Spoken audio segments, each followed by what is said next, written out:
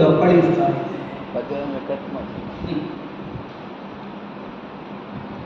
ಹೌದಲ್ಲ,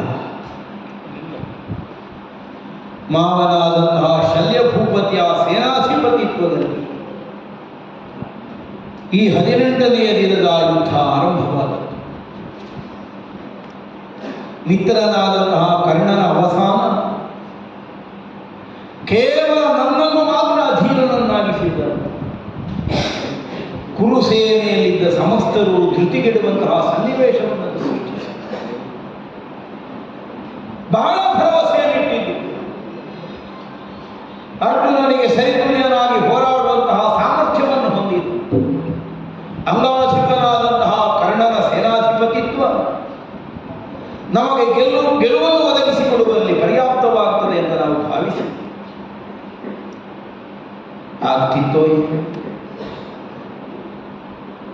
ಅದರಲ್ಲಿಯೂ ನೇರ ಧರ್ಮಯುದ್ಧವೇ ನಡೆದಂಥದ್ದು.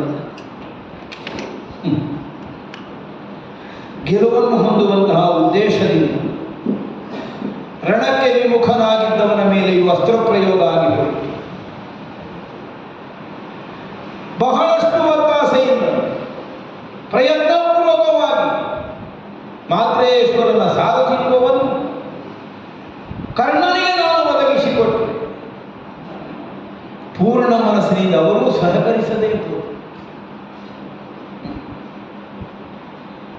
ಯಾರಿಗೆ ಏನು ಒಪ್ಪಂದ ಆಗಿದೆಯೋ ಯಾರಿಗೆ ಗೊತ್ತು. ಪಾಂಡವ ಪಾಳಯದಲ್ಲಿ ನಿಕಟವಾದಂತಹ ಸಂಬಂಧವುಳ್ಳವರು ಶಲ್ಯ ಭೂಪತಿಗಳು. ಅವರ ತಂಗಿಯಾದ ಮಾತೃದೇವಿಯನ್ನು ಪಾಂಡು ಚಕ್ರವರ್ತಿಗೆ ವಿವಾಹ ಮಾಡಿಕೊಟ್ಟರು. ಸಾಲದೇ ಇದ್ದದ್ದಕ್ಕೆ ತನ್ನ ಮಗಳನ್ನೂ ಪಾಂಡವರಲ್ಲಿ ಒಬ್ಬನಿಗೆ ವಿವಾಹ ಮಾಡಿಕೊಟ್ಟವರು. ಅಷ್ಟಿದ್ದ ಮೇಲೆ ಆ ಕಡೆಗೆ ಒಲವಿರುವುದು ಸಹಜ. ಒಂದಕ್ಷೋಹಿಣಿ ಸೇನೆಯೊಂದಿಗೆ ಪಾಂಡವ ಪಾಳೆಯನ್ನು ಸೇರುವುದಕ್ಕಾಗಿ ಮಾದ್ರಾಮನಿಯಿಂದ ಹೊರಟು ಮುಂದೆ ಸಾಗುತ್ತಿದ್ದಂತಹ ಅವರ ಗಮನವನ್ನು ಅರಿತು ಉಪಾಯಾಂತರದಿಂದ ನಮ್ಮ ಪಾಳೆಯಕ್ಕೆ ನಾವು ಬರಿಸಿಕೊಂಡೆವು. ಯಾಕೆ?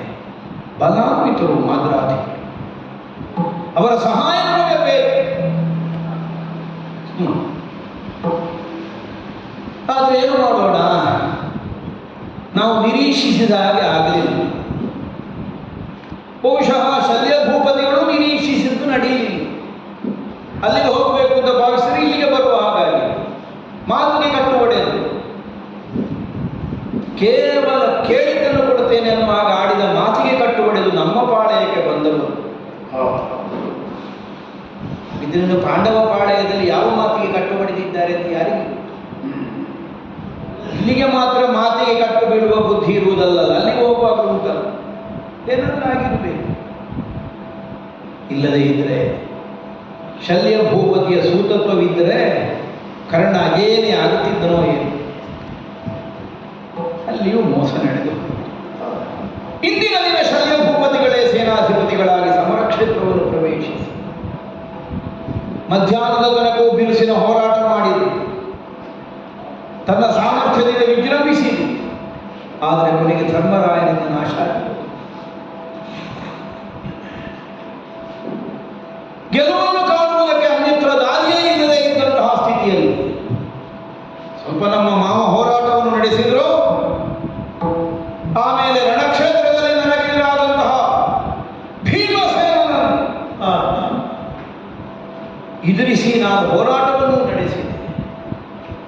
ಆದರೆ ಗೆಲ್ಲುವ ಅವಕಾಶ ಕಡಿಮೆ ಅಂತ ಕಾಣಿಸಿದ ಅಲ್ಲಿಂದ ಅವನ ಕಣ್ಮರೆಸಿ ನನ್ನನ್ನು ಉಳಿಸಿಕೊಳ್ಳುವ ಉದ್ದೇಶದಿಂದ ಕಡೆಗೆ ಸಾಗಿದೆ. ಕೇವಲ ದೈಹಿಕವಾದ ಶ್ರಮ ಮಾತ್ರ ಅಲ್ಲ ಸುಯೋಧನನಿಗೆ ಇರುವುದು, ಮಾನಸಿಕವಾದಂತಹ ಶ್ರಮವು. ಯಾಕೆ? ಯುದ್ಧ ನಾಯಕ ನನ್ನ ಪಾಳೆಯವೆಲ್ಲ ಸರ್ವನಾಶ ಆಗಿ ಹೋಗಿದೆ. ಹಾಗಿದ್ರೆ ಇನ್ನೂ ಗೆಲುವನ್ನು ಕಂಡುಕೊಳ್ಳುವಂತಹ ವಿಧಾನ ಹೇಗೆ? ಈ ಕುರಿತಾಗಿ ಮತಿಯಲ್ಲಿ ಬಹಳ ದೊಡ್ಡ ಸಂಘರ್ಷ ಸಾಗುತ್ತಾ ಉಂಟು.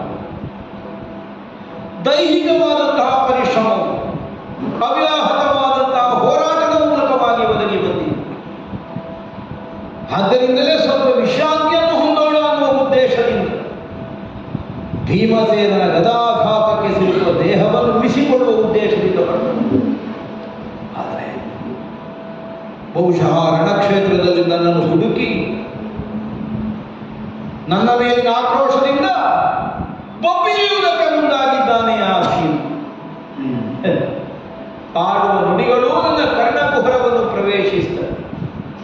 ಹಕ್ಕಿಯಾಗಿ ಆಕಾಶದಲ್ಲಿ ಹಾರಿ ಮೀನಾಗಿ ನೀರನ್ನೇ ಆಶ್ರಯಿಸಿದರು. ಅಲ್ಲ ನಿನ್ನ ಹೆತ್ತವೆಯಾದ ಗಾಂಧಾರಿ ದೇವಿಯ ಬಸ್ಸಿನನ್ನೇ ಪ್ರವೇಶಿಸಿದರು. ಇಂದಿನ ದಿನ ನಿನ್ನ ನಾಶವನ್ನು ಮಾಡದೆ ಉಳಿಯಲಾರೆ.